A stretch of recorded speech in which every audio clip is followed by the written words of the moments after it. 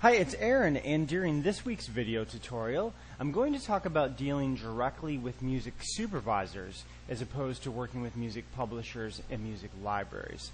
And so far up until this point, the majority of the leads that I've given you have been from music publishers and music libraries.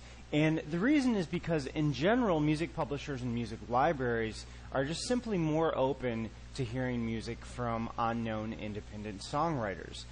Publishers and libraries that are established typically have developed relationships with music supervisors that will listen to their music on a regular basis. So it's in general a lot easier to get your music heard and to have your music represented by music publishers and music libraries. But with that said, there's really nothing preventing you from working directly with music supervisors. It's just that it's in most cases a little bit harder to develop a relationship directly with supervisors.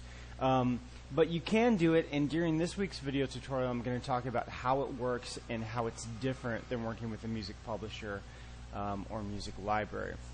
So the downside is that it's sometimes harder to get your music heard directly from music supervisors. The upside is that if you do work directly with music supervisors on projects, you really bypass the middleman, and you don't have to share your publishing royalties or licensing fees, for that matter, with an outside publisher. There are also differences in terms of how you register songs with either ASCAP or BMI or whatever performing rights organization you belong to. And for this video, I'm assuming most of you are US based, and most of you probably belong to either ASCAP or BMI. It's a little bit different depending on which organization you belong to in terms of how you register your songs when you're dealing directly with music supervisors. So I'm going to talk about specifically an ASCAP and BMI in this week's video. And the way it works with ASCAP is that if you place a song directly with a music supervisor with ASCAP, you are entitled to receive publishing royalties as well. And basically the way it works with publishing is if you don't assign your publishing rights to a third-party publisher, by default you are the song's publisher. So if you write a song and you haven't given your publishing to someone else, you really are the song's publisher and the song's writer. However, with ASCAP, when you're registering the titles, when you're registering your songs, you have to list both a writer and you have to also list a publisher. So what this means for you is that if you plan on publishing some of your own songs and you're an ASCAP member, you also need to set up a publishing membership with ASCAP. Because in order to register yourself as a publisher, you also have to have your own publishing company. It's simple to do. Anybody can do it. There's no special prerequisites. You simply have to fill out the application. You can do it online. I believe the fee is $35, if I recall correctly.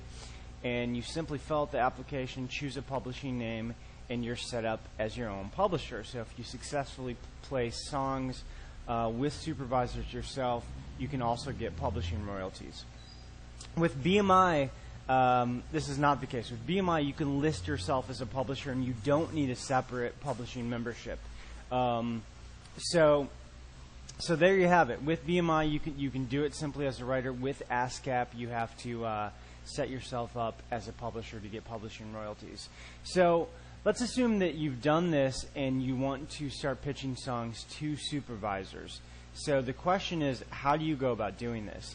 And it's there's really no trick to it. It's really just a matter of finding out what supervisors are working on what projects.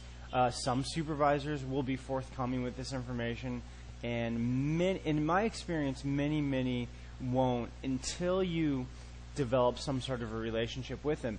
And how do you develop a relationship? Sometimes it really is just a matter of being really persistent, emailing consistently, and eventually, hopefully your email will get answered. For example, I've been pitching songs to MTV now for a while, and that took a while to sort of get that door to open. But through persistence And I've dealt with this in a previous tutorial. You want to be persistent without being hopefully annoying, but just follow up. If you don't get an answer right away, follow up again, and many times you'll get an answer just through sheer persistence.